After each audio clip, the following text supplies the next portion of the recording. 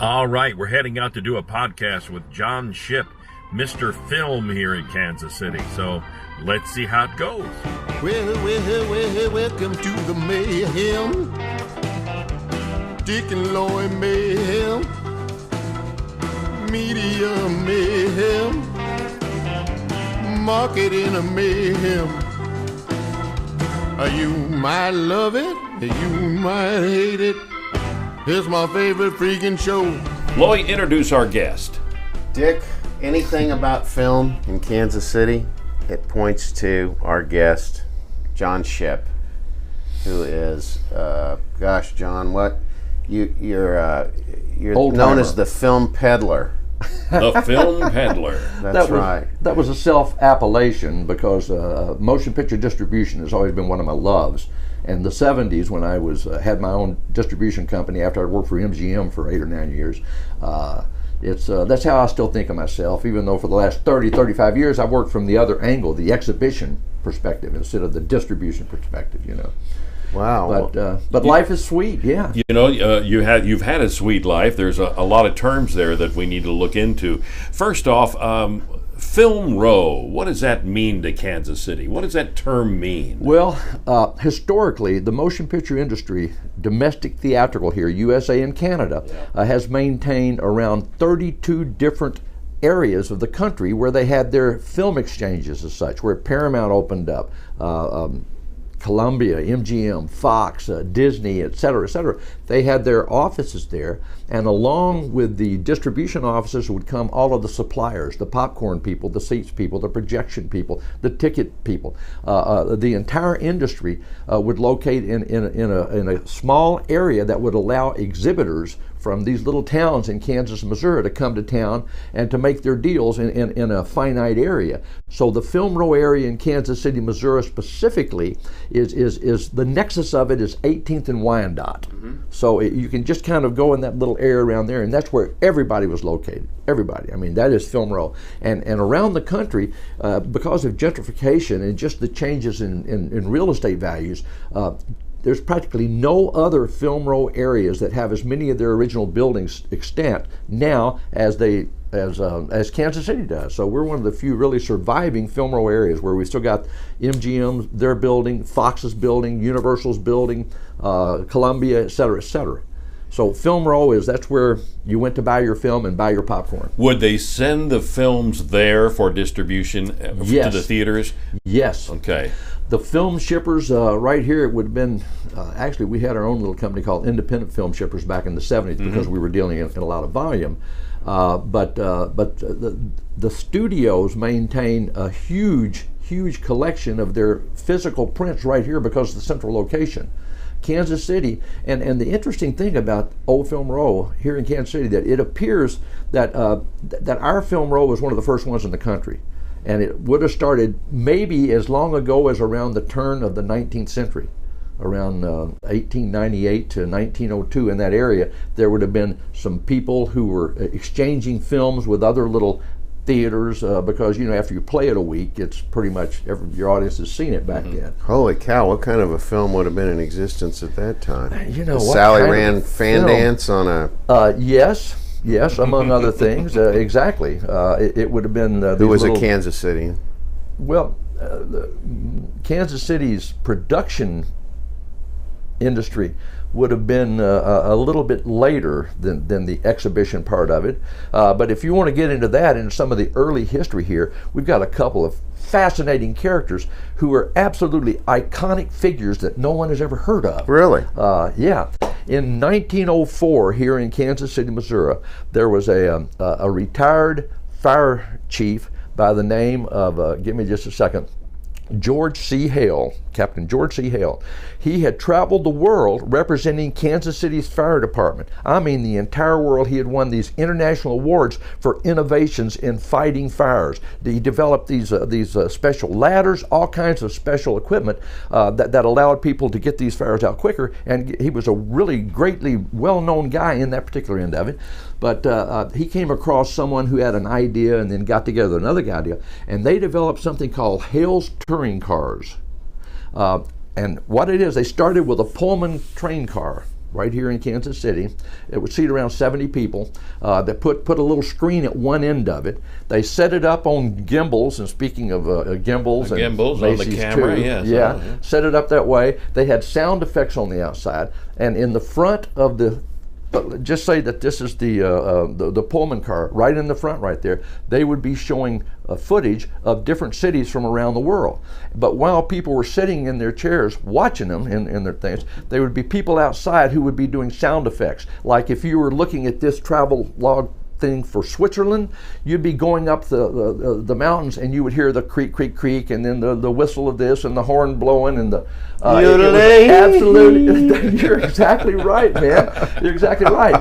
But what happened was after Early he introduced voiceover it, work.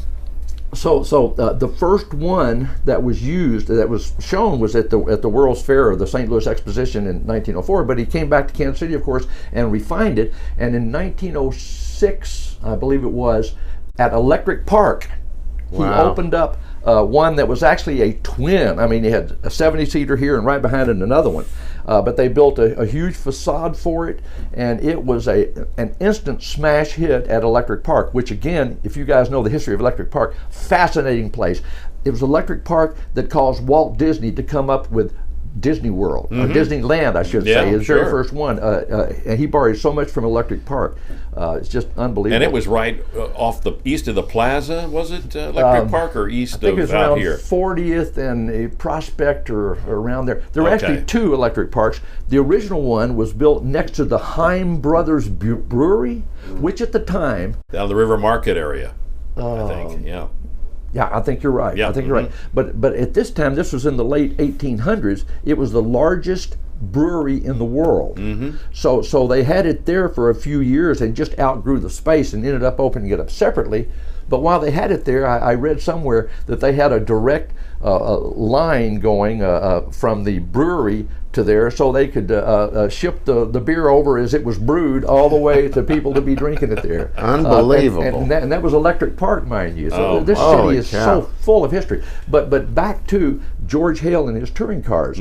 Within a few years, within 4 or 5 years, there were over 500 locations for these touring cars. You know, he sold the rights for Great Britain for like $20,000, which back then, 100 years ago, 100 plus years ago, hell, it was a whole lot of money.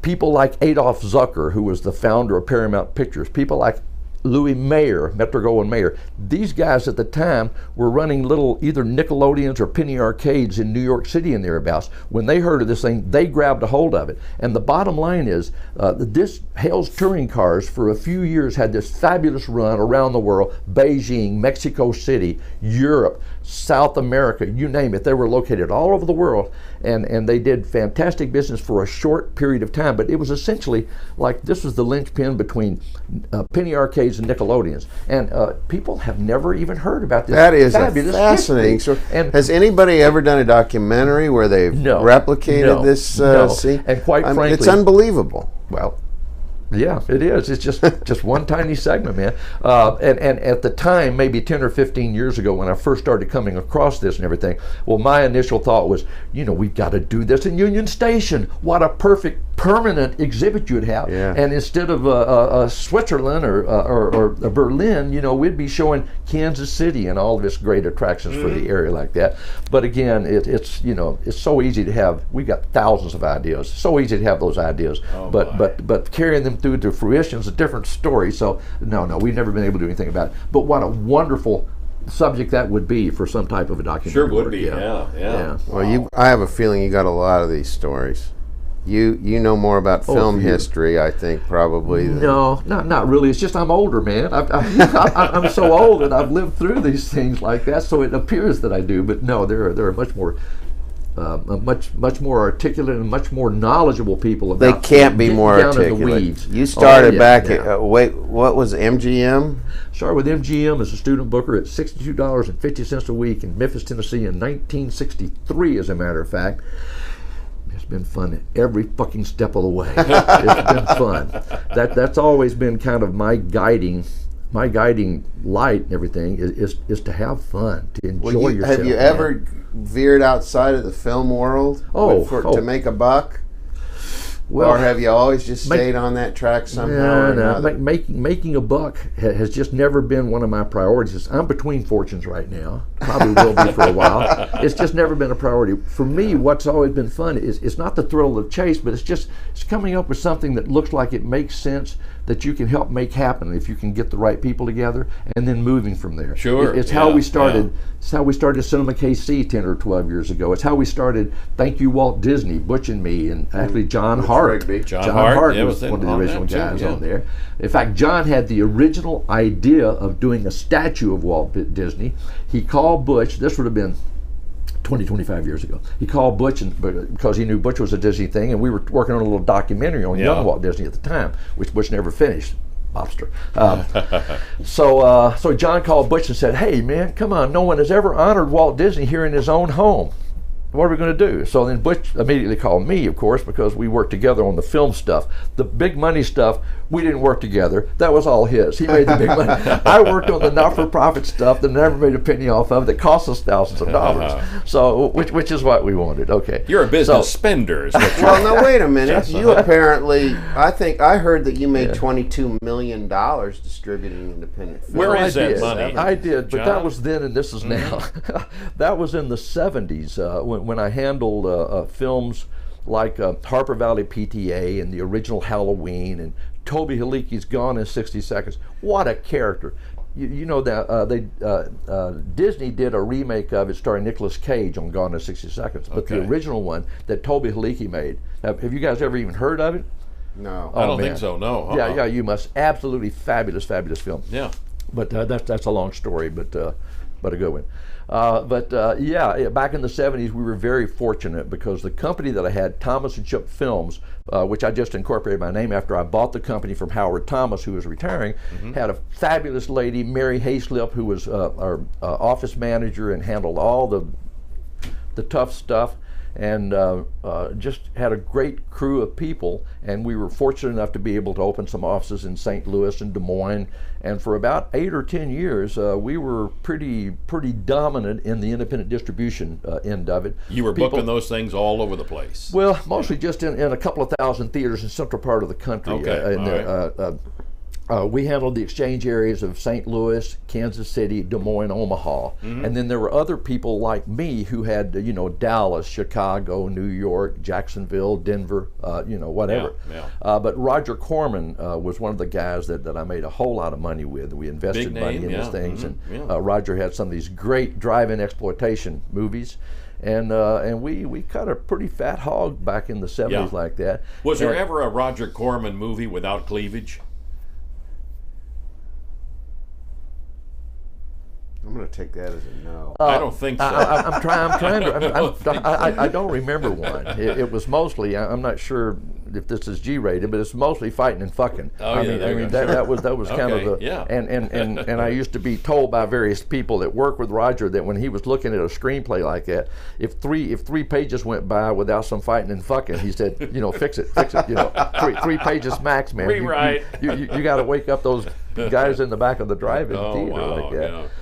But we had a fabulous run, had fabulous times. I ended up my character is sometimes and my ethics and morals just aren't as strong as they could be, and I got involved in all the coke snorting, dope taking, limousine driving, Concord flying, Cannes Film Festival. I got in the middle of all that stuff. Oh, well, that's disgusting. And I just ended up. Terminate this interview. Yeah, that's right. That's it. Small children don't listen. Yes. No. Okay. That's so something. I mean, but even in the middle of all of it and everything, we had such a great group of people working that we kept going. If I hadn't have gotten involved in trying to produce the films that Roger was doing and others, I'd probably still be peddling film, but maybe not. Yeah. But what happened was we put together a little limited partnership here in maybe 75 or 76 to make a little film called The Student Body, which we made here in Kansas City, which actually we came out okay on it. But then on the Super Van, 2 or 3 years later, I went so far over my skis, I think someone used that term. Super Van, yes. In that particular film, my cash, and then the major companies started going after the stuff that I needed, like oh golly, the Burt Reynolds chase things, Smokey and the Bandit. Smokey and the Bandit, yeah. These Last House on the Left type films like that. The ones that were our bread and butter as such, the majors started handling. And the bottom line is, in the latter part of 1980, I mean, I was just, I was really screwed up emotionally, physically, mentally, in every way. The companies were going belly up. Oh, and fool that I was, I saw myself as someone that, okay, I'll just get away for a few years and I'll come back and we'll just kick ass again. And figured that's how life worked, you know, because I'd been so naive and I made so much money in such a short period of time, you know. I mean, it was just more money than you could spend almost. So I jumped in my car with my nose full of coke and headed down south. Finally hit the coast, I guess, maybe in Mobile, and traveled on around, kept on traveling down that coast. Ended up at the end of St. Pete Beach, Florida, at a little area there that's called Pass-a-Grille. Hundreds of years earlier, it had been used, the beaches there had been used to smoke fish. It was the pass of the grillers. They would stick their fish on there and then take them back to Cuba after they'd been smoked in the sun. But there was this little pier there and a little bait shop and charter boat service around there. And so I went in and rented a rod and reel and went out there and sat on the edge of that pier and was listening to the birds chirping, not chirping, flying overhead, and the halyards banging against a couple of the sailboats and this. And I says, man, this is really a nice place. So I went in there, and this old guy that owned it was a guy named Dutch. It was owned by the city of St. Pete Beach, leased to him. But he said, I said, hey, you want to sell this thing? He said, yeah. You know, so I said, how much? He said, I don't know, 4,000 or 5,000, whatever it was. It was nothing at the time, you know, even though, so I said, yeah, let's do it, you know. So that's where I ended up settling for a couple of years. Wow. And had fabulous times, unfreaking believable times. John's living the Jimmy Buffett life. Yeah. That's what he is. Yeah. Living and So dying tell in us about the three-quarter good times. I Yeah. mean, let's talk about the good man. times a little bit. Well, okay, good times. Had a little 20-foot Robalo open fisherman with, I don't know, maybe 150 Merc on the back to, and a little extra kicker, of course. And me and a couple of my mullet buddies, or the people that hung around the shop, you know, we'd go and we'd catch a few little stingrays and then some other little fish, but we'd catch these little stingrays and use them for shark fishing. So we'd take the boat out in the afternoon as it was getting ready to have these incoming tides. And we'd hook up a couple of rigs on the back, these big old 10, 11-aught pin rigs, I've forgotten, huge things for shark fishing. And we'd put one high and one low, and then we'd sit back there and we'd roll a number, and we'd turn on either Buffett or the Stones, you know, and we'd sit there and smoke, and you just wait for that click, click, click, because when the shark, before they would grab that bait, they would normally brush up against it. They could tell somehow with their skin whether it was edible or not by brushing up against it. So when they would do that click, click, click, then you would immediately kind of come out of your Buffett haze and say, whoa, wait a minute. You stand up there, then you'd wait again, a little click, click, click. Okay, and then finally, click, click, click, click, click, and you'd jump up and you'd grab that thing as hard as you could, bam, and try to set it. Try to set that thing, you know, and that hook in that hard shark mouth. And the fight would be on. I was a lousy fisherman. I was even a lousier boat captain. I tell you, man, I just never got I just never learned how to drive a boat properly. I was always running into piers and docks and sand and all that kind of stuff. But yeah, those were joyous times. We would float in on that incoming tide. We'd always catch and release unless we were going to be eating them. Yeah. There's a guy. There were so many people that hung around that bait shop area, and they were from every walk of life. You're talking about a disparate group, man. They were, you know, doctors, lawyers, you know, bums. There were three different people named Eddie who hung around. There was window washer Eddie, there was dredger Eddie, and then there was Two Dick Eddie. Okay, Two Dick Eddie, big old fat guy, always had his t-shirt on, and he had a navel that was an Audi that would stick out like that on his t-shirt, and that's why we called him Two Dick, to differentiate himself. And he has some unbelievable stories too about taking these little 12-foot sailboats around the South American Cape right there, and oh man, all kinds of lies and stories. But he could cook unbelievably. So what would happen? These big longliners would come in there to fill up with diesel or gas. And these longliners, if you know about them, they would set up miles and miles of line behind them, and it would take them like hours to go back and check for the swordfish. And by the time they checked the early sets on the lines and everything, sometimes some of the swordfish would have been attacked by sharks. They might have taken a big bite out of them, so they wouldn't be able to sell them at the fish market. So what would happen was they would still bring them in, they'd cut out around that big shark bite, and they would stake those darn things out. So they would trade us the swordfish steaks. We would go in and get some fresh shrimp and trade them some shrimp or some gas, whatever. But then we'd catch a few little sheep's head or flounder or gag grouper off the end of the pier, and we'd get some of our frozen squid that we sold for bait, some of those shrimp, some of that, and Two Dick Eddie would start chopping up that ginger and those herbs and spices and make up this huge pot of our own Paso Grill bouillabaisse that was just only better I've had was in the south of France, as a matter of fact, when it comes to bouillabaisse. Wow. Wonderful stuff. But those were fun. But probably the top memories had to do with the space shuttle launches that I went to there. 3 different times, number 1, number 3, and number 5. And guys, stop me, please. Stop me. I mean, if you want, if I start veering off. Well, no, that's fine. Veering off is good. Oh, yeah. Okay. I love Stream of Consciousness with John Shepp is a fun ride. It is. Okay. I'm buckled in. One of my old buddies, Bill was a mullet fisherman. And if you've ever seen the mullet boats, Bill Miller, how can I forget that? The mullet boats, you would stand in the front of this maybe 20-foot wooden boat with a kicker in the middle right there, and you would be standing up in the prow of the boat, like holding on to something like this, or if you had a console, and you'd be like this guy going into battle on the top of an elephant, and that's why Bill loved it. I think it was the romance of that. But Bill said, "Man, they're getting ready to launch the first space shuttle. I would love to go to that." And he said, I know the address of the NASA publicity, marketing, advertising, whatever it was called, headquarters in Washington, D.C. He said, but I don't know how to go about doing it. And I said, "Oh, come on, man, it's easy.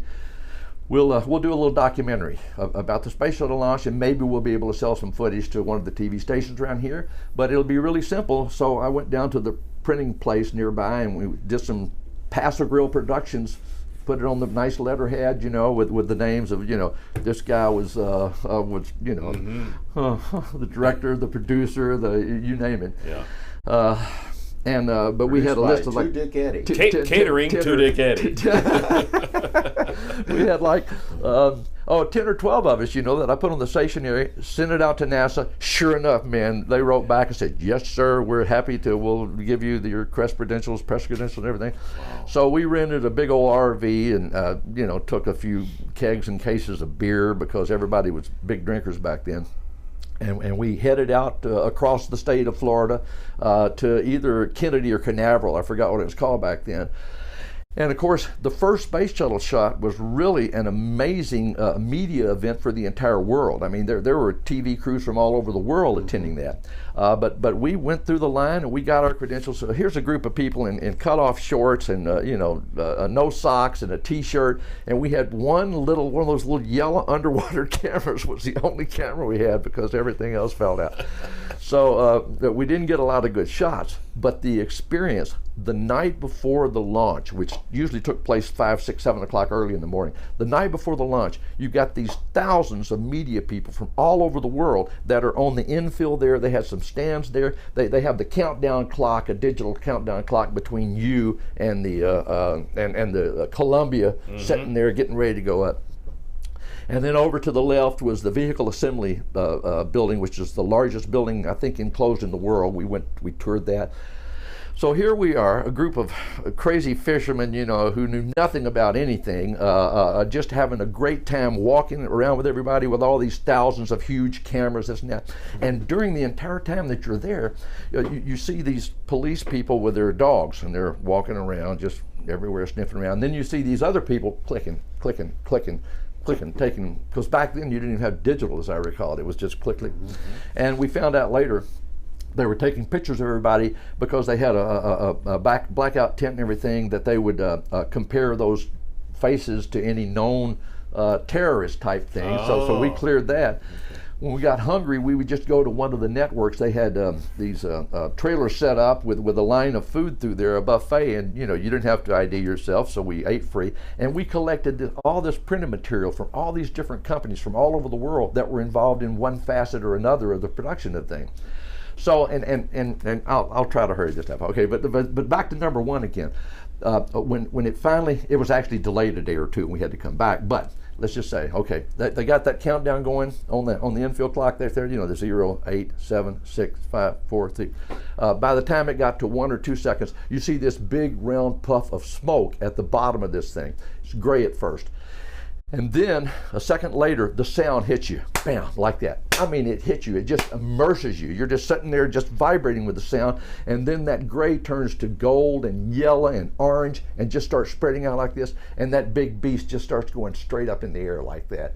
And everybody is screaming and yelling so much you can't hear anything with the sound, but everybody is just rejoicing the fact America did it right, because we were doing a lot of things wrong back then, unlike now. Unlike now, oh God. But those were thrilling experiences to go to those things. My brother-in-law, Bob Nelson, from either Indianapolis or Tampa at the time, wanted to go, so we included family members at later ones. But on the one that Bob went to, right before the countdown, he went and walked up right next to the digital readout clock with the countdown clock, and he was wearing like red, green, blue, white, a really colorful outfit there, just standing there by it.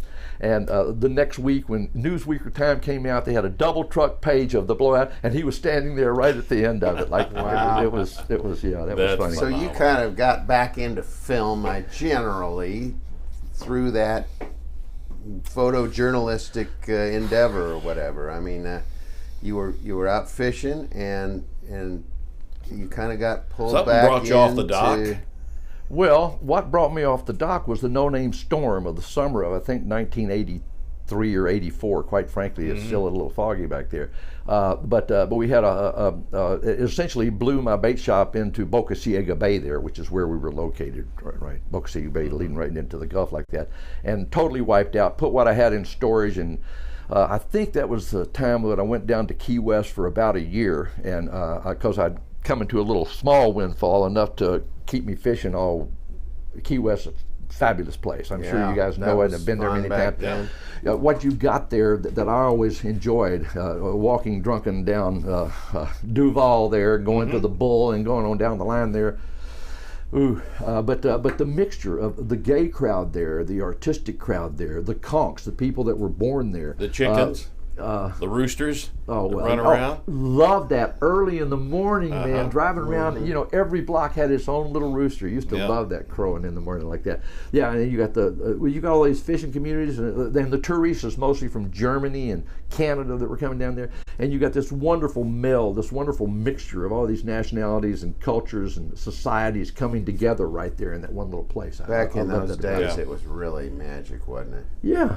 Magic's a good word for it. It was unbelievable. I was there on a cruise a couple of times and rented a bicycle and rode all over the place. So it's a great place. I didn't have a car when I was living down there, because that's all you needed is a bicycle. Yeah. And it's a great place. The same thing in New York City, as a matter of fact. When I was living in the West Village there, I didn't have a car or a bicycle, but hell, New York, one of the great walkable cities in the world.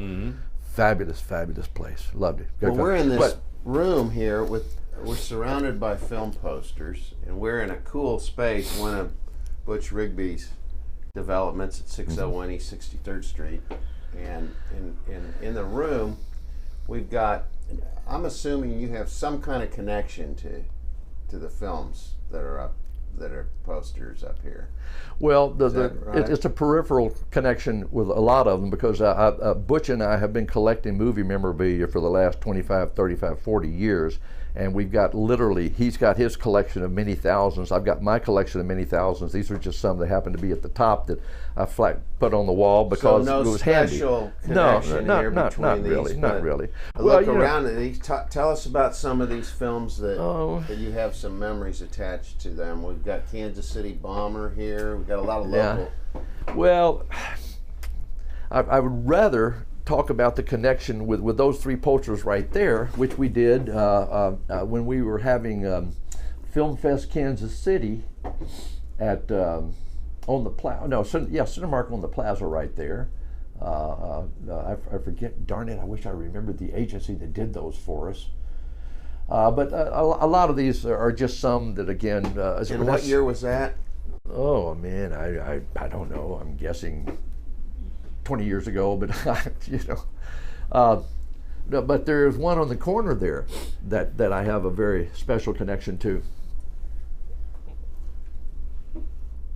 Oh, now there's Film Fest Kansas City 2000. And Film Fest Kansas City is now called Kansas City Film Fest International. I think they've expanded the scope and the draw of Well, it. tell us about that. Tell us about Film Fest and Well, how all that came to be. Film Fest, when we started the Film Society of Greater Kansas City, I think around 28 years ago, I think around 91 maybe, we started it. It was following the Robert Altman Film Festival.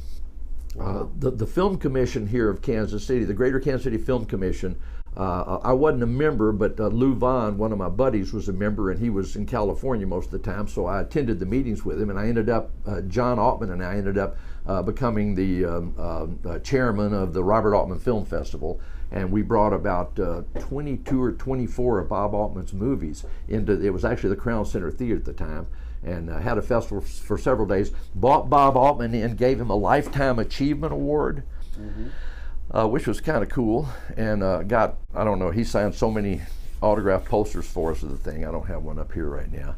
But because of that, we realized that, you know what, we probably should develop some type of a vehicle that would allow us to have some type of annual film festival. And that's how the idea started. But people like Carol Barta, Butch Rigby, of course, and myself, and quite a few others, M.L. Bass, Susan Lawrence, just a lot of great people came together. We met month after month and finally ended up setting up that not-for-profit called the Film Society of Greater Kansas City. Talked to Jerry at the Tivoli and said we want to do our first meeting there. So we went in this big auditorium that seated, I think, 180, filled that up and had another couple hundred people waiting, had to move to a different one. And really, for many years, man, that little not-for-profit, we brought in so many filmmakers and we developed Film Fest Kansas City out of that. But that's how the festival got started, and it was, and it's still going. The Film Society is still going. That's still going.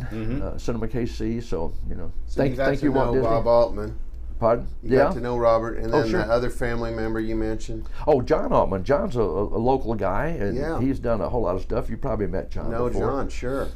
Back in the 70s, when I had my office at, oh man, what is that address?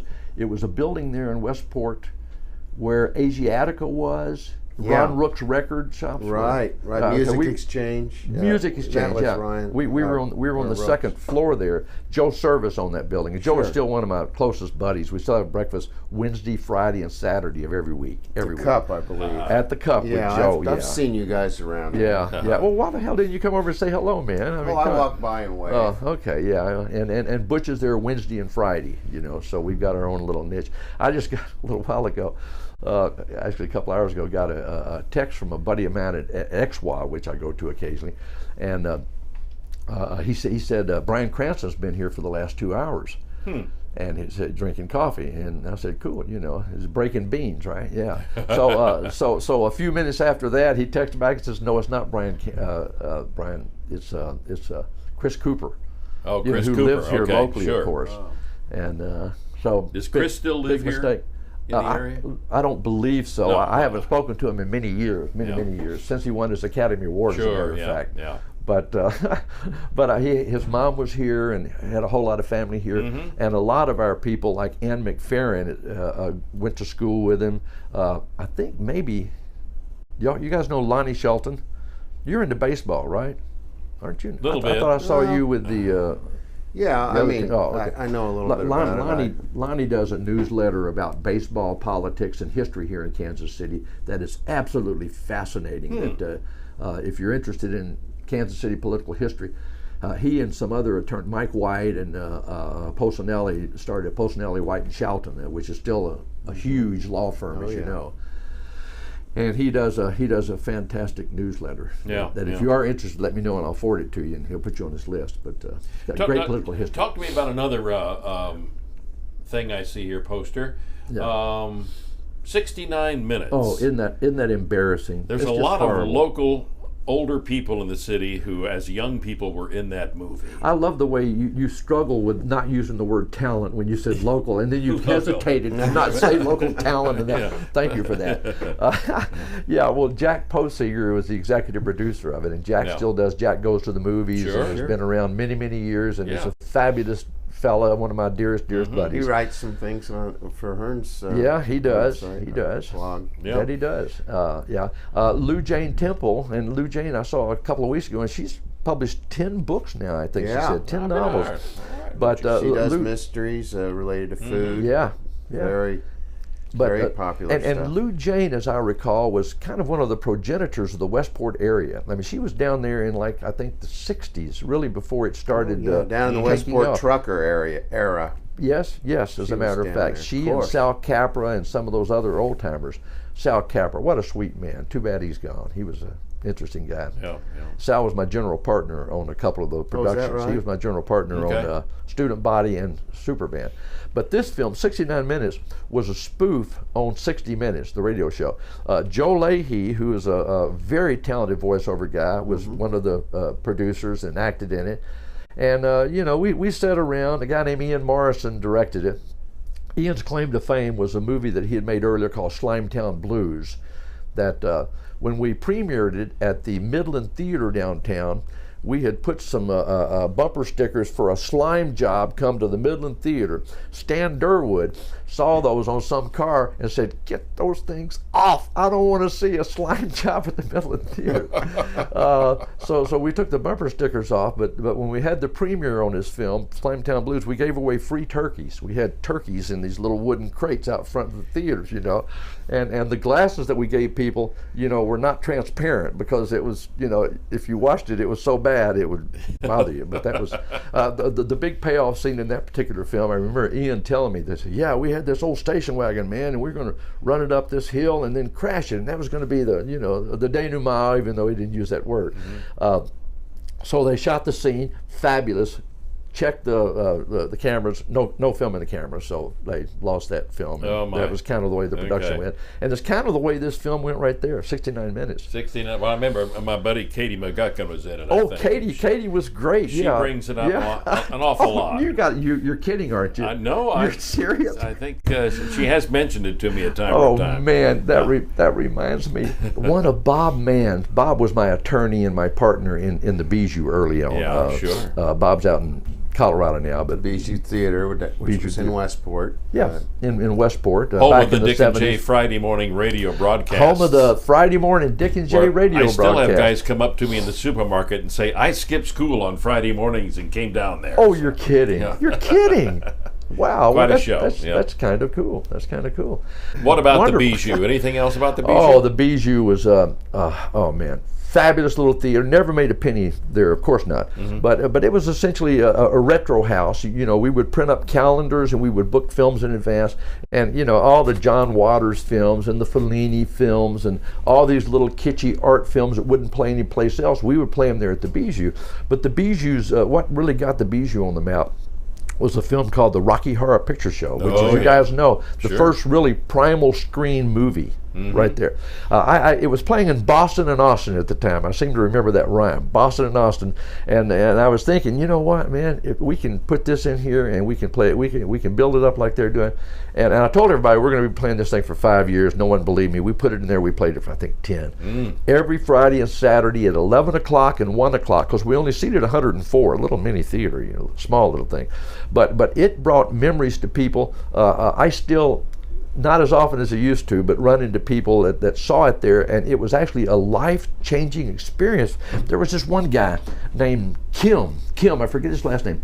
Kim told me, he said, "Rocky saved my life." He said, I was in Westport this one night, said I was just walking down the street, I was getting ready to end it all. Man, my life is, I'm just ready to end it all. And he said, this pretty lady came out, and this Tyson was doing this dance, the Time Warp, she called it. Said, come on in, watch this movie. So I went in there and sat down. There was so much love in there, everybody coming together. So I sat through the entire thing, and I really, it gave me a reason to live. Wow. So I've been every weekend since then, never missed a weekend for it. That was Kim. That was Rocky. Yeah. Holy cow. And that guy today owns Amazon. Yeah, probably. Yeah. Probably. Hey, tell me about these movie families around the Kansas City area. There's a lot of them, yes, right? yes. Well, the Durwoods and the Dickinsons are two of the older ones that just immediately come to mind. And you're familiar with the fact that AMC Theaters, American Multi-Cinema Theaters, which was Durwood Theaters originally, is now the largest theater circuit in the world. Over 11,000 screens in over 1,000 locations around the world. I mean, they are owned with, I think, the Chinese company. Yeah, a company called Wanda Dalian is the primary owner of it, but you can also, the stock is still available on it too, although it's down to like $8 and something today, which is a pretty big drop. But yeah, Stan Durwood and Dick Durwood, it was their father who really started the whole thing going. But they focused primarily on downtown Kansas City. So back in 1969, when I was transferred here with Metro-Goldwyn-Mayer as their branch manager, they only had theaters that I recall downtown, except they might have opened the Ward Parkway, which was theoretically the first twin in the world, theoretically, and we hope that it was. And later the Metro 4, the first 4-screen theater. But they had like the Town Theater downtown, the Roxy, the Capri, the Empire. The Empire, I think, was called something else at the time. I don't remember. But Stan Durwood was one of these characters that one does not forget very easily. No, he only died. Something else. He had some fabulous ideals for downtown, which have finally reached a lot of his realization now. I mean, he was the guy back there that wanted to create that critical heat downtown that we're now enjoying and experiencing. Power and Light District was actually his concept. It was. I mean, in general terms. Entertainment, I forget what they were calling things back then. But Stan did some great things. And I have grown to respect him more. My business dealings with him were more, he was the exhibitor, I was the distributor, so, we were okay, but never really connected in certain ways, although he always remembered your birthday. That was his thing. That facility for being able to remember your birthday. Everybody's met birthday. You once, man. He met you once, he knew your birthday. Wow. He had some type of a mnemonic device that he used. I don't know what it was he did. But since Stan passed away, I've interviewed and done oral histories with some of his early employees, like Greg Hogue, who was with AMC 30, 40 years, George Kiefer, who came up with the name American Multi-Cinema for whatever combination of reasons, and other people, and they speak about how much Stan cared for his employees. And I'd never looked at him from that point of view. I'd been more just the fiduciary, not personal interrelationships and everything like that. And he was just loved by his people because he took care of them. But as far as the outside world goes, Stan was he would do or say anything he wanted to say. I remember when Alan Carr was in town getting some kind of an award. He was a gay director, producer, and Stan made some remark that today would get you excoriated, but he got away with it at the time. I remember when he was talking about the downtown development, the Star Times ran a little article and Stan says that what he'll do to control the crime is he'll put snipers up on the roofs. And I was thinking, oh my God, you can't do that, Stan. You can't promise that. Never heard anything more about it. So he was a fascinating guy. And his brother Dick is still alive. Yeah. And Butch and I worked with Dick. Dick owned a little 8-screen theater up in St. Joe. Called the Plaza Theater, and Butch and I operated that theater for him for a few years till he sold the real estate recently. But the Durwood family, and of course his Dick had some unusual sport coats. I remember that. He dressed fairly loudly. Yes, he did. He did. Big Madras Prince, you're probably referring to. I've seen some photographs of him. But the Durwood family, of course, Glenn Dickinson's family, the Dickinson Theaters here, and then his sons Wood Dickinson and Kent Dickinson also got involved. I grew up going to that one in Mission, and the little screener. The Dickinson in they Mission? had a screener there, and then they had the big theater there. The regular theater. The screener was across the street. They had the private screenings. Okay. Or Yeah. I don't even remember that private screenings. But but the Dickinson Theaters for many years operated some of the best theaters around. Their Glenwood was the theater of choice for many, many years. Yeah. They sold out to a buddy of mine, Ron Horton, quite a few years ago, or actually they sold out to John Hartley, and Ron was a small shareholder, and then he ended up buying it. But the company that is really making waves right now, other than AMC, is B&B Theaters. You're talking about a bunch of bright, sharp, young people who are really doing some good things, man. They are building theaters that are competitive with any theaters in the world, right here in Kansas City. Up in Liberty. Saw the movie yesterday last week. What'd you think? I thought it was pretty good. I thought it was delightful. I thought it was a cute, good-feeling little movie. Yes. But anyway, the theater is wonderful. I've met the people, and they got the bar up there and the jazz nights and all kinds of stuff. Is that a local company? It is Liberty, Missouri. Yeah. It was two companies that went together. Elmer Bills outside of Salisbury, Missouri, owned several little small theaters, and then Sterling Bagby in the Kansas area owned several little theaters. And Sterling's son, Bob Bagby, is the guy who's president of the company, and his son, Sterling's grandson, Brock, is also the guy kind of in charge of marketing. And then Brittany and Bobby Bagby, Bob's daughters, are very much involved in the company. So it's a family company, but they've gone from 20, 30, 40 screens to several hundred screens. Really? Oh yeah. Well, maybe some people listening haven't been. Tell me a little bit about what the unique attributes are. Well, every theater has those comfortable seats where you automatically lay back, and they're heated, and you can order the food and the drink, and it's just a nice, good, clean place to go. A variety of different theaters. I think they've got one of their theaters that has the atmospheric stuff going on. Yeah, the 4D theaters. Yeah, they've got two or three like that. And they've also got, when they're building their newer theaters, they'll have an auditorium that's specifically geared for entertaining young kids prior to the movie. Oh, yeah. So they've got all these little devices, little play area, things to show on. Yeah, yeah. And They do a good job. B&B, we're really proud of what those guys are doing. Do they own the Twin Drive-In Theater now also? Well, they leased the Twin Drive-In Theater. They lease it? Okay. I booked it for about 25 years. Talk to me about drive-ins around the area here. Well, let's of mention course, some.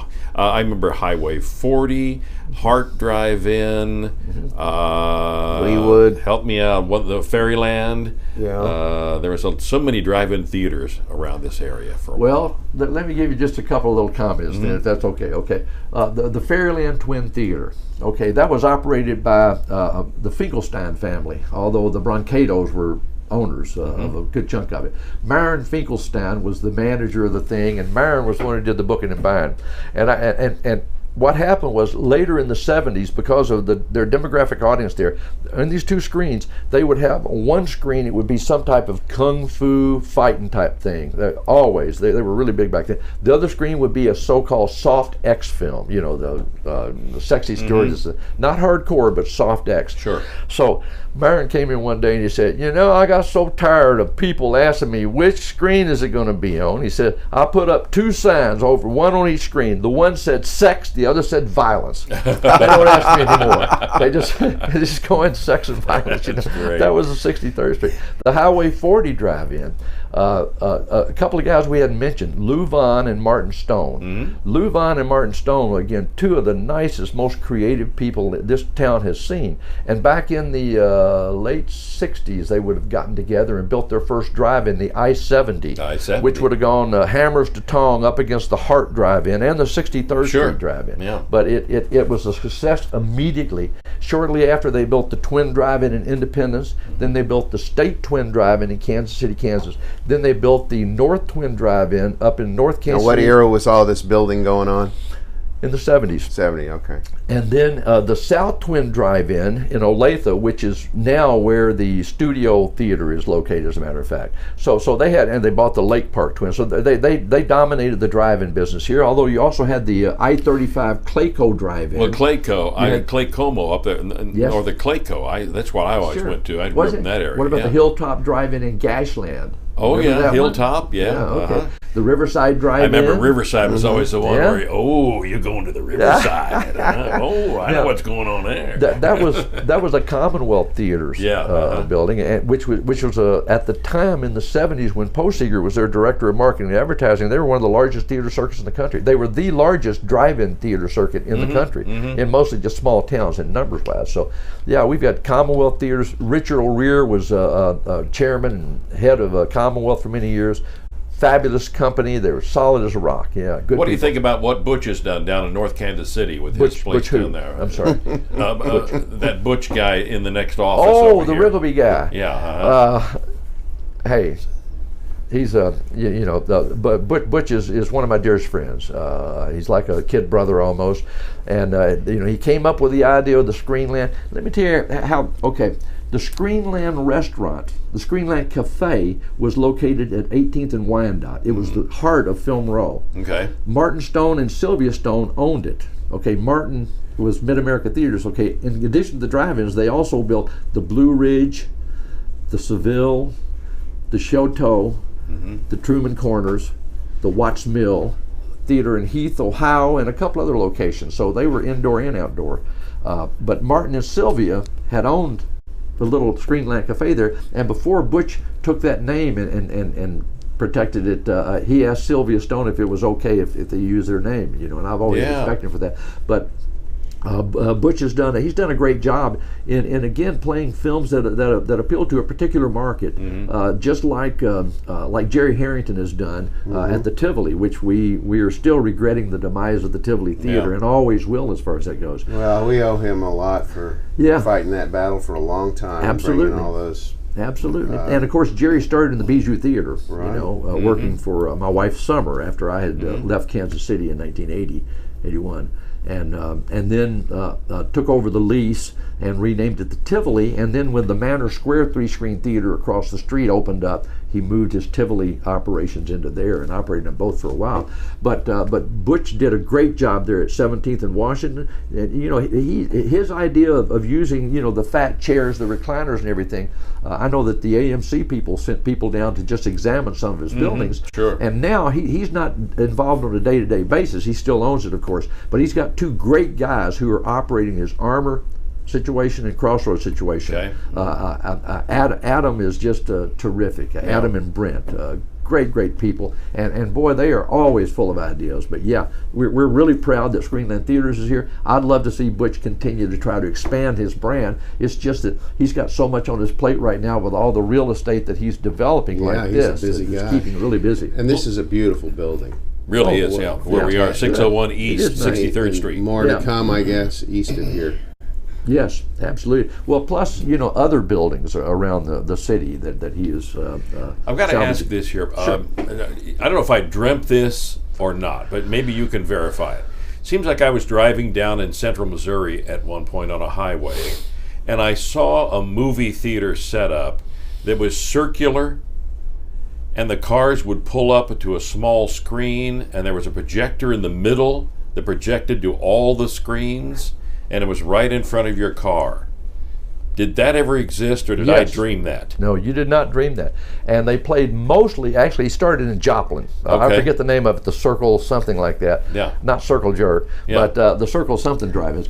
And he would play Soft X films in those, and everybody had their own little individual screen. In It front of the lasted car. for several years, right there in the You're car. kidding. Yeah. And this would have been in the early 70s, early So to much mid nicer than 70s. Ray's playpen screening room. Hey, let me tell you, Ray's Playpen, when I hear that name, I think of Jay, because Jay had a small bit in 69 Minutes, Jay Cooper, yeah. Jay Cooper, where he walked out of there with an inflated love doll and got on the bus, and as I recall, he was demonstrating some of the orifices or something on that love doll. So you say Ray's Playpen, that's the last time I was in the place, too. All right, let's jump in there for a minute. Yeah. Who owned and booked the Dove and the Old Chelsea theaters? Oh, boy. I don't. That wasn't you. Oh no! Yeah. No! They were hardcore. I did not get involved in hardcore. Okay. The soft X's, as we called them, yes, Sure. you know, the again swinging cheerleaders type, and the soft X's like that. But the hardcore stuff was, I didn't want the onus that was still Yeah. involved with at the time. But of course, I knew of or knew the people. I just don't remember the names of Okay. the owners. Although one of the guys that worked with me at Thomas and Shelp Films later went to work in one of these, and I remember him telling me a story about taking the print of Deep Throat and putting it in a big bucket of water to destroy it. That was Ken Seems like Hurd. those soft X's you're talking Yeah. about ran forever Yeah. because they would advertise these in the Star, Yes. Emmanuel or whatever, Yes. and you would just see perennially. You just see these ads for the same film. They really, Well, they must have made bank or something.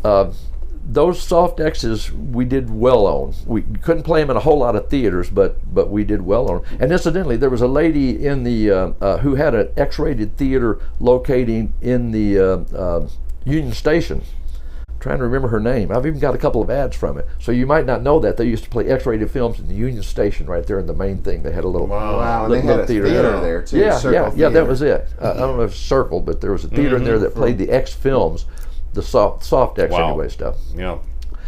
And could I jump back one quick minute and Sure. tell you about, because this is actually in response to Loy's question about how I got from Florida maybe back into the business. Okay, after I was totally wiped out and would spent what money I had left down in Key West, I got a call from my daughter that an old buddy of mine who had worked with Roger Corman for years had a really good gig running an independent company out of New York City, and he wanted to talk to me about giving me a job to get back in the business. And of course I was like, God, at this point I got to do something. So I jumped in this pickup truck that I had, a little camper on the back, and I put all my fishing supplies, everything that was left over that I had, on top of it like Beverly Hillbillies and inside that thing, and started the drive from Florida all around up through to Los Angeles to talk to Frank about going to work for him in New York City, where the home office was. This company called Almy Pictures that had bought Cinema 5 Releasing and Libra Films, the two most prestigious independent art type film operations in the country, and they own them.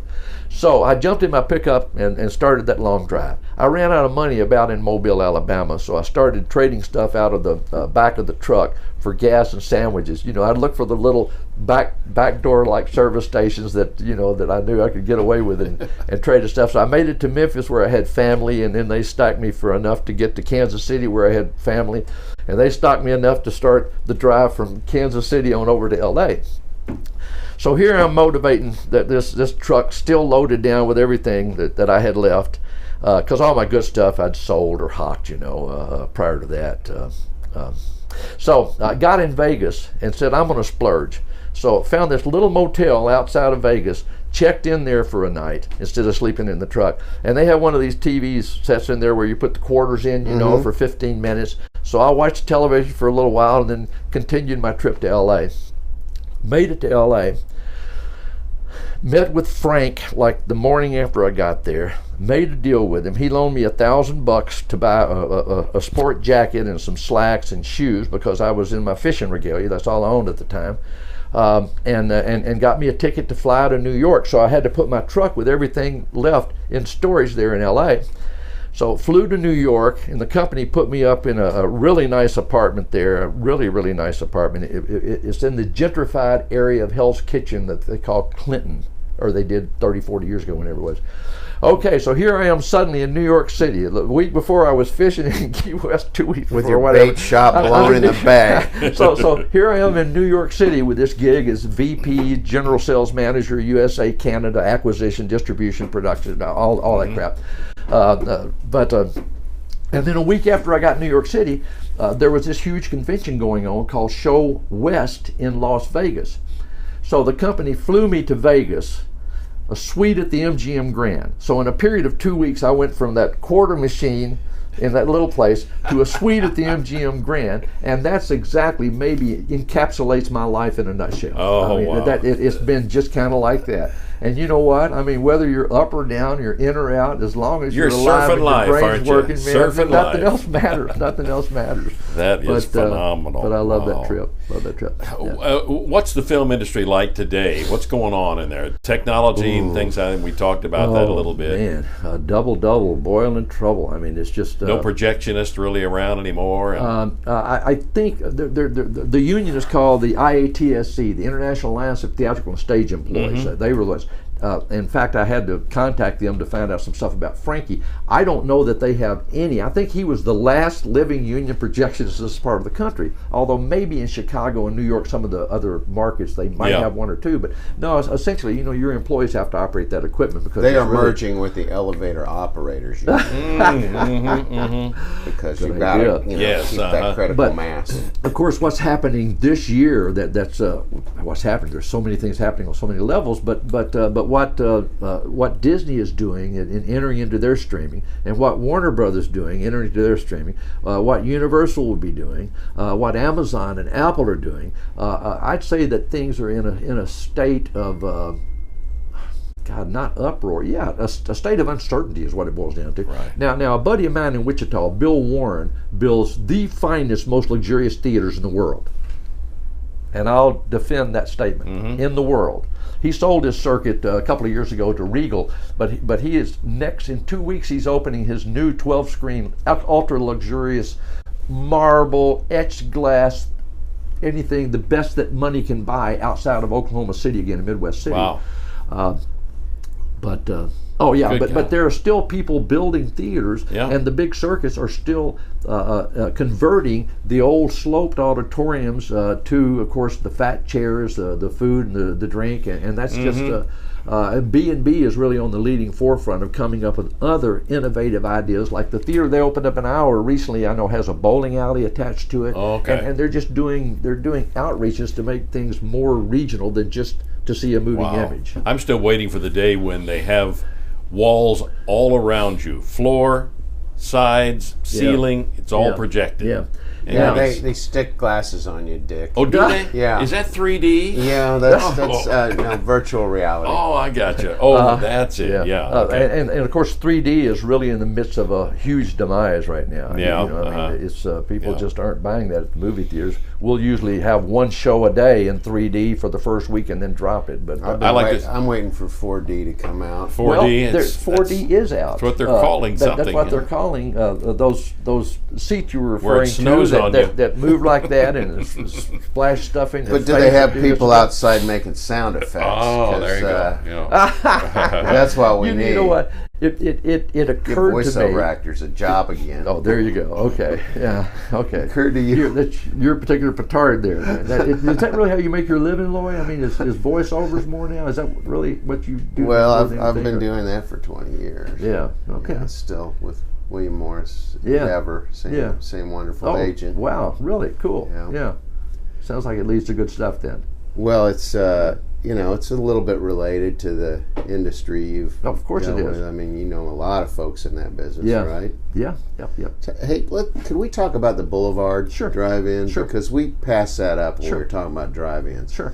There's you have a story about Ruby. Oh, okay. Boulevard Drive-In is located adjacent to Turkey Creek. Over the years, it once or twice annually, they will flood, and the water will, flood. I mean by that, inundate the concession area so that it takes a boat to get out there. It has been fixed now. Now they have built it up so that that hasn't happened. But quite a few years ago, after the double feature ends, the employees go out to the field and pick the field, they call it. Pick up the popcorn boxes and stuff like that. So Ruby was the one doing the Boulevard Drive-In this one particular night. This was probably 2 or 3 o'clock in the morning after everything had ended, and the rain started coming in. It had rained the day really bad before too, and the rain started coming in there. So she ended up going into the concession stand area so that she could stand up on stuff and get out of the water. She immediately called Wes Neal and said, "I am stuck in the concession stand. I can't get out. It's flooding. Come get me." Wes, somehow or another, ended up with a boat and took the boat out to the concession stand area. Okay, at that time the water had risen to such a level that she had climbed up on the glass concession thing and was standing on one of these milk cartons like this, and the water was still up past her waist. So she was sitting there waiting for that little boat to come paddling out there. It came paddling out, and the water started dropping enough so that she splashed out of the drive-in, out of the concession area to the boat. So they grabbed her, pulled her up into the boat. She slid right back in the water. They grabbed her the second time to pull her up in the boat. They couldn't keep her in the boat, back in the water. The third time, she finally stayed in the boat. What had happened was the coconut oil had floated to the surface and coated her like a greased pig. Oh my. But the bottom line is, and they said, well, Ruby, weren't you afraid, being stranded like that? And she said, no, I knew Wes was going to come get me. No, She had that much confidence in him, and she was right, he did. So this thing is one of the last remaining Single screen drive-ins there's around 350 locations nationally, but you've got to have the economy of scale. If you don't have it operating just about any business anymore, it's just difficult. That's why you see 4-screen and 6-screen drive-ins are the ones that do the most business. So yes, the Boulevard, it's because of the family, the Neal family, that has just insisted on keeping that swap and shop going every Saturday and Sunday, and because Wes Neal loves that drive-in mentality. He loves 91 right now at the time of this he is 91 taping, years young, as a matter of fact, and he still gets out there all the time. Now his grandson Brian really is the operator and the runner of the thing there. He and his wife Clarissa, and a lot of family employees. But quite frankly, it's by focusing on the family that's allowed us to keep that drive-in viable and strong. And 2 weeks ago, on our opening weekend of Toy Story and Aladdin, we set a new house record for that drive-in. That drive-in is almost 70 years old. We had the biggest weekend in history. Wow. 2 weekends ago. So that's wild. How do people find out about what's going on there? What is that? Boulevard Drive-In? BoulevardDrive-In.com. Like us on Facebook. Visit our website. Yes. And you have some involvement with that? Oh, no, I get a small piece of the box office because I program it. Oh. I'm the one who determines what movies are going to play. I do the negotiations on a given Monday. Sure. This Monday I was fighting with Disney actually on next week when we open Lion King, because they want me to keep Toy Story with it, but I'm not going to because we've played it, we'll have been for 4 weeks already. We've got a finite audience there. We're not a $10 million metro area population here. So, but yeah, that's what I do. I program it. I book it as such. Well, will you apologize to Wes for me about the thing with Tommy Micah's '57 Chevy convertible? I will. The trunk, because we all got in the trunk. I think he's got that license plate number of that particular car. You could send him a couple bucks now. I guess I could. But you should go there some evening. Brian, his grandson, has really done some innovative things. But that's first theater I went to where you could listen on FM. Yeah, it was the first theater in the world, as far as we know, the first drive-in theater to install that digital sound. And I know we're the first drive-in in the world to install 4K digital projection. Yeah. The other drive-ins had 2K, but he did this. But what he also did was he invested in a camera.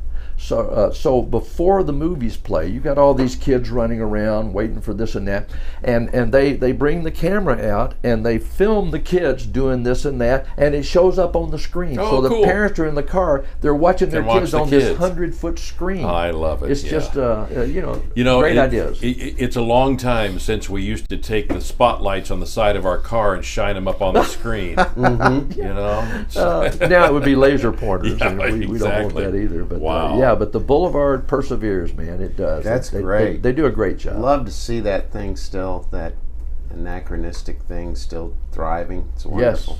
Yes, Can't believe that the same guy is still alive. Yeah, still doing it, yeah. What a bunch of stories. Before we leave, let's get into Searching for Summer, the new book that's out that Brandy did. Tell us a bit about that. Okay, a lady named Ann Tizon Spry, who does personal memoirs, had arranged to have a gentleman come out and check her house for the insulation, and Brandy's husband does that. So he was working there at Ann's house, and Brandy happened to be with him on one of the gigs and came in and introduced them. And when Ann heard that this is Brandy Shipp, who was the daughter of Summer Shipp, she had followed the thing real closely. She couldn't believe it because she had always been interested in the story. Yeah. And bottom line is, that was about 3 or 4 years ago. But and Brandy had been approached by other people to do a book, but there just wasn't any. I mean, she was interested, but not interested. But Anne was just such a delightful lady and so sincere. And Andy and Brandy and Anne co-wrote it. Anne did most of the actual writing, but Brandy set up the interviews and did a lot of that background information. A small portion of it's going to be donated to the Q, which looks for missing persons and everything. Yeah. And it's a story essentially to let people know that Summer Shipp was a lot more than just a young woman, a woman who was grabbed and killed, There's a lot more to her than that. And the book is really, it's like an homage to her friends and associates, a lot of little anecdotes and stories, different people talking about their memories of Summer, a lot of photographs, and they do cover the trials and everything like that. But Good. it was... She was really, I knew Summer quite well. Yeah, that's right, She was, didn't you? I knew her through the She's Bijou fantastic. also, yeah, back and in the the Sweet lady. Bijou had the wonderful, the posters with all the schedule, and I actually did those for a few years for Summer. Did yeah, you? I didn't that know was that. a paste up The nightmare. calendars. Yes. Yeah, sure. Oh yeah, back I'll in be the old dead, days yeah. with the X-Acto Right, knives I and the see that spray big mount. Bijou at the top Oh, with yeah, absolutely. But she was a lovely, she lovely was. lady. She was. She absolutely was. She was. That's one of those unfortunate things that happens, and we just. But you know what? The upshot, one of the many, many upshots.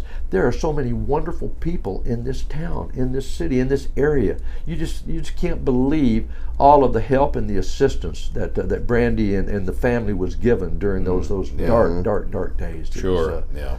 Just And marvelous, you can wonderful get the book stuff. on Amazon, and I think Amazon and other different places. places, yeah. I'm sure that Ann will be placing them in bookstores around here, Bibliomania and places. anything we haven't talked about that is Oh, still Lord. rattling around in your brain that needs to be told. I tell you what, give me one quick second. Oh, Sure. yes. Tressie Souders. Tressie Souders in 1922 was a maid at 5500 Ward Parkway. Now that's the place that Wade Williams owned that for a few years. Now the lawyers, I forget their name on it. At the time in 1922, when she was a maid at that address, it was owned by Mac Kemper. Obviously, it was a huge thing, as you know, back then. She directed and produced the first feature ever directed and produced by a black female filmmaker in the United States of America. Really? Wow. Tressie Souders. Her real name was Teresa Ann Souders. She was 25 years old. She was born in 1897. That's right, in Frankfort, Kansas. Her family had been part of the diaspora of a lot of black people leaving Kentucky and other places and coming back further south. And her mother got pregnant along the way, and she delivered a baby there in Frankfort, Kansas. They weren't able to take care of the baby, so they adopted this baby out to another black family to raise her as their own. When Tressie was 12 years old, attending church, her birth parents and family descended upon the church and grabbed her, took her away, from what I hear, forcefully, and said, "She's our daughter. We want her back." Okay, it was a huge cause celeb in the black community, as you can imagine. Again, this would have been, if she was 12, okay, then that would have been, 1909. It went to court, and the custodial rights were given back to her birth parents. So that's who she graduated from school with. And she was a little bit behind. Okay, when she was in 1918, she would have moved to Kansas City. Bottom line is, here she is, 25 years old, a maid, black, Kansas City, Missouri. At that time, Walt Disney had 2 or 3 years earlier gone out to the coast to work with his brother. At that time, our jazz scene, our blues scene, the music scene here was going, dance, you name it. And this film was called A Mother's Error. And I'm convinced there are no copies of it that anyone has been able to find yet. But there was an ad in Billboard magazine talking about the movie, and there's corroboration on even Wikipedia. If you go there, you'll see Tressie Souders usually given credit for being the first black female filmmaker. Okay, from there, in the later 20s, she moved to L.A. and supposedly to get maybe involved with the black filmmaking community there, but it never happened. She ended up living in San Francisco as a maid for the rest of her years, died at the age of 98 years old. She had saved money to have her body sent back to Frankfort, Kansas and buried. So I took my shooters, the Kelly boys, to Frankfort about a year ago, and we interviewed the local historian there who's been researching her and other people, and talked to some other people in Kansas. She's never been recognized even in the state of Kansas, but I ran into Vicki Henley and some other people there who we're going to be doing something about that. And we're going to get her some notoriety, because people should know that Kansas City has produced these people that are, again, iconic figures with a moving image that no one's ever heard of. Wow. But that's Tressie Souders. Souders. There was a huge black community making films back then. There was a doctor, I forget his name. There was another lady, Maria P. Williams, who produced and directed a film in 1923, the year after hers. Kansas City is just full of history if you start digging down into it. It's amazing. And there's a lot more history being made. We've got a fabulous, fabulous lady who runs our film commission here, Stephanie Scuffham. Have you ever met her? No. Oh, then you must. She is an asset this city desperately needs to help bring more production into the area. And we've got a great independent production community that's been developing here. You guys know, because, I mean, you're peripheral to everything going on that involves entertainment. Well, I know that the tax deals that they come up with do make a big impact. Huge. Because when I was in LA, yeah, I know that a lot of people were coming here for a while, and then it runs hot and cold depending upon what the tax incentives are. Yes, among absolutely. other things, and then the union status and all that sort of thing. Yeah. So what's the scene like right now? How is it working out? It's working out lousily when it comes to tax incentives. You know, we had something going for the state to bring back to bring back. I forget how they were going to structure it, but I'm not certain whether that passed or not. I don't know what the latest is on that. The city itself has a really small fund that Stephanie can use for small independent things. But, you know, states like Georgia and Louisiana, man, they've just, wow, they spend tens of millions of dollars. Of course, Georgia's having some problems right now, so maybe that'll benefit other people. And, of course, Canada's always been, as you know, a great place for filmmaking. They're not making quite as many of these big films in L.A. as they used to. It just ain't working that way. Give me a few star stories. Stars you've met, things you've dealt with. Well, you know what? Showarama. The Showarama Convention was approximately 1958 to 83, approximately 25 years. It was the largest theatrical convention in the country. Several thousand people would come. All the top stars would come. Okay, I remember it started out at the Muehlebach and then moved to the Crown Center. And I think that was the last home for it. But I remember standing back with a group of people and a young Jack Nicholson. This had been, again, 40 years ago. Wearing blue jeans, sport jacket, white shirt and tie, you know, just standing there and starting to look nervous, starting to sweat. And finally they were getting ready to call him to come up to the dais there so he can get his award. And he was standing there, he's saying, you know, what am I supposed to say to these people? You know, what should I say? You know, and someone said, you know, just thank them and tell them you're glad to be here and you appreciate it, you know, that's all. So he's sweating doing this and that. Finally, they called his name and he starts walking. And you remember the movie where Kevin Spacey at the end of it starts walking, right? Seven, I think. No, The Usual Suspects. Okay. Well, here's the bottom line. Okay, he's walking through the crowd there, through the tables to go up there, and as he takes every step, man, he starts becoming Jack Nicholson. And by the time he's up there in front of the mic, man, he's, you know, looking around with that look on his face like that, and I forget what he says, but everybody was like ooh and ahhing, and he was perfectly comfortable and at ease, and that was Nicholson. Okay, now one of the funniest ones was give me a second here. George Burns, and George was old even then, man, real old.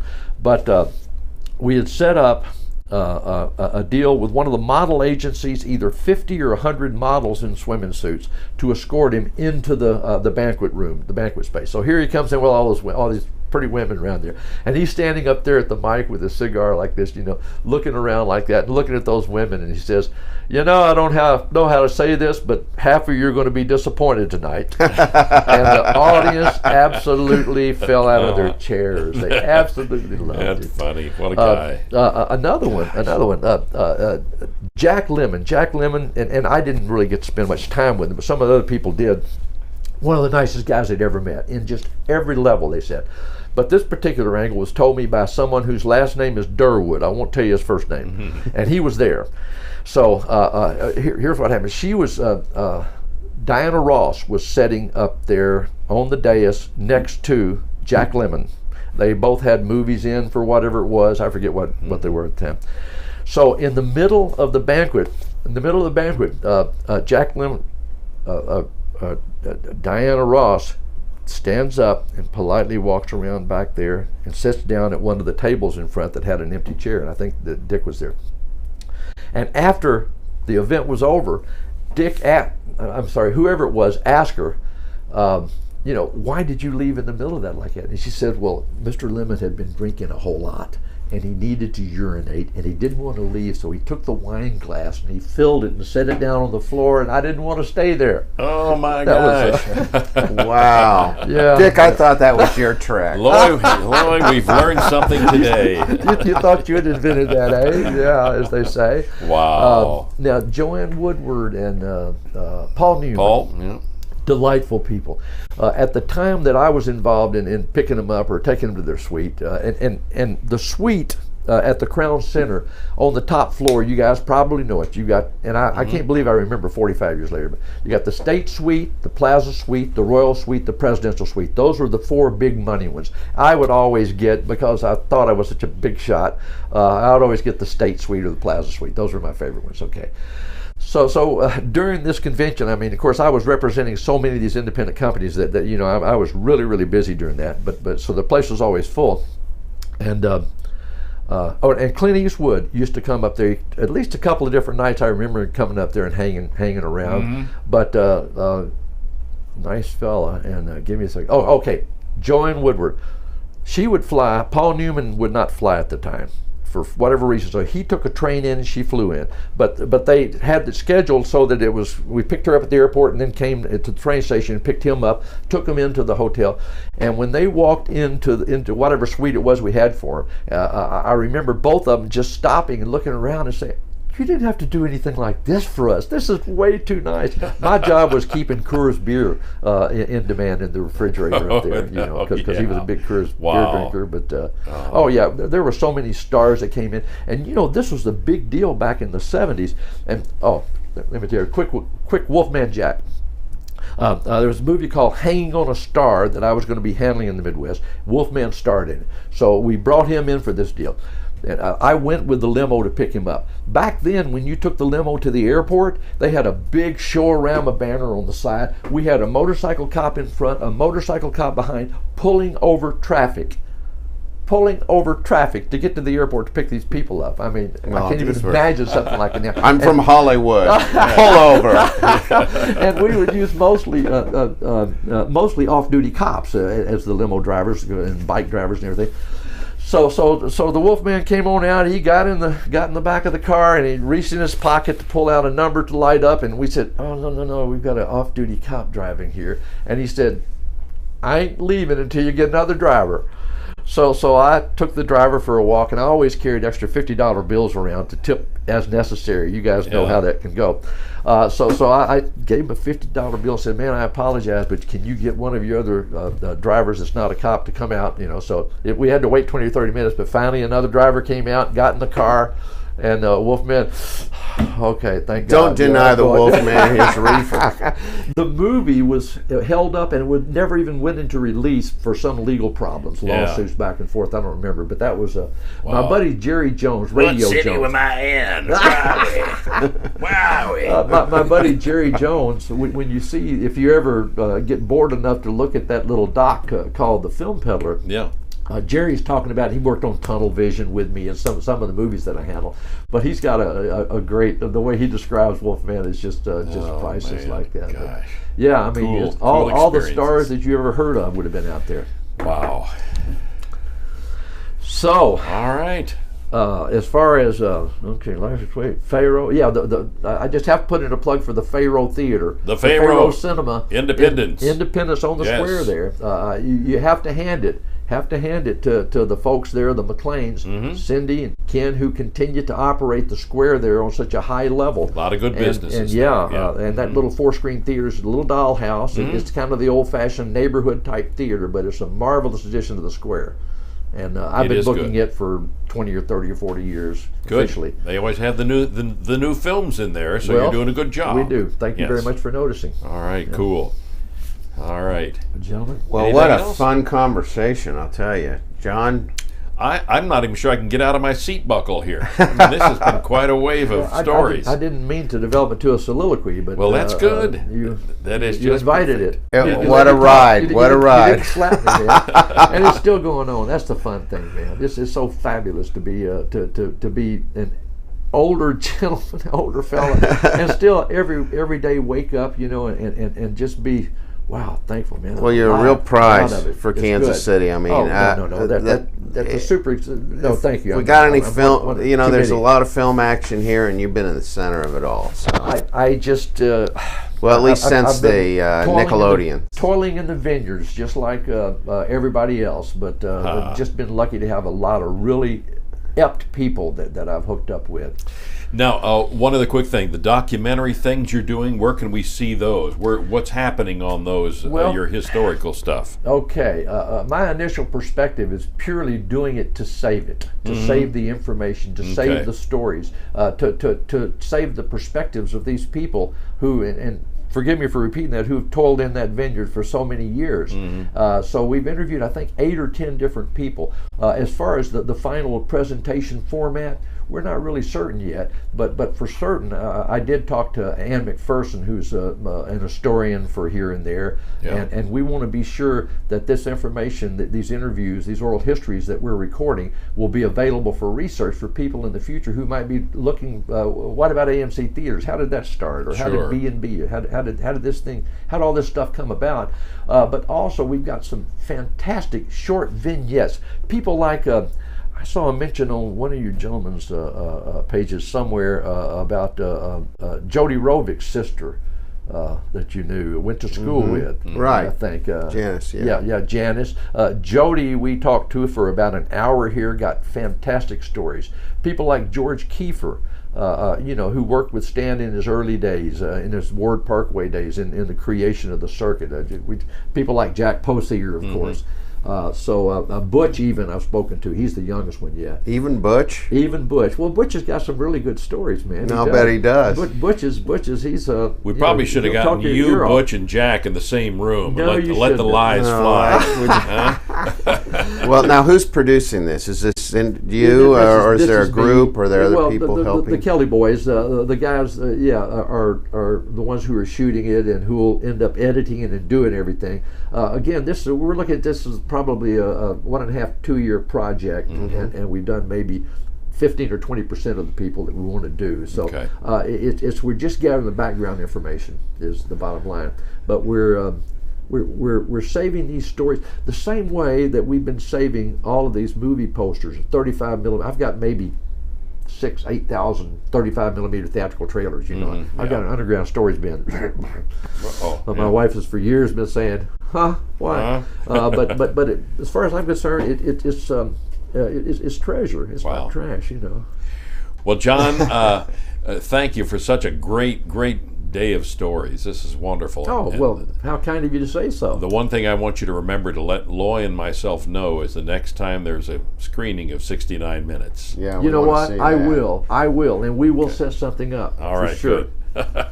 Thanks, John. John. A lot, gentlemen. I've enjoyed being able to reminisce there somewhat. We appreciate it. My pleasure. All right, well, here we are in the Dick and Loy editing suites, and thank you, John Shipp, for joining us. What great stories you have. We'll be back with more incredible people to talk to on Dick and Loy's Media and Marketing Mayhem. But what are you doing? No, you're not supposed to look around here. This is private stuff. No. Get away from that. No, that's not for you to see. Go back to your computer. Shut off your phone. Loy, sing us out of here. You might love it, you might hate it. It's my favorite freaking show.